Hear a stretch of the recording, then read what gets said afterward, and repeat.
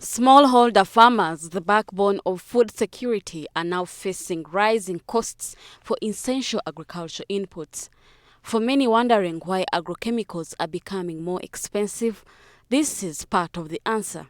Recently, the government introduced 2.5% taxes, and that's what we are paying today on agrochemicals, not on fertilizers. So this definitely has put up the cost to the farmer, to the end user.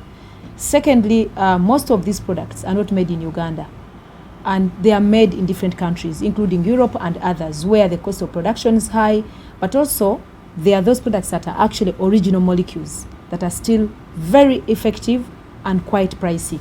So when we are importing these products, the costs actually that are involved is costs that come from the manufacturers all the way to the country.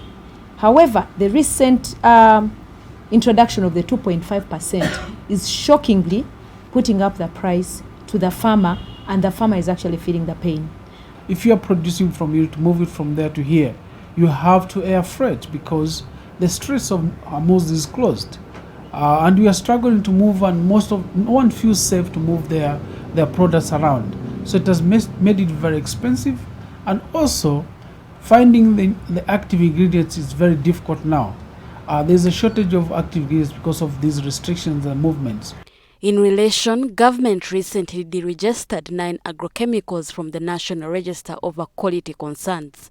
Experts say the move reduces the number of approved products on the market, pushing farmers towards more expensive alternatives. There were over 20 of them, which we focused on because of the various risks and the complaints, and using a scientific process as I've guided, we chose that the 9 should be deregistered.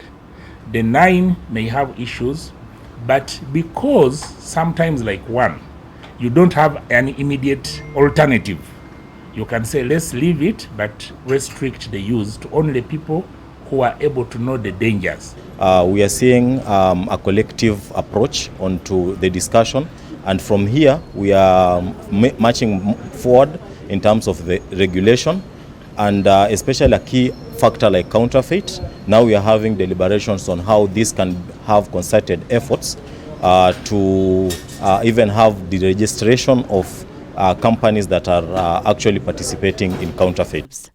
Rona Nahabwe, NTV Business.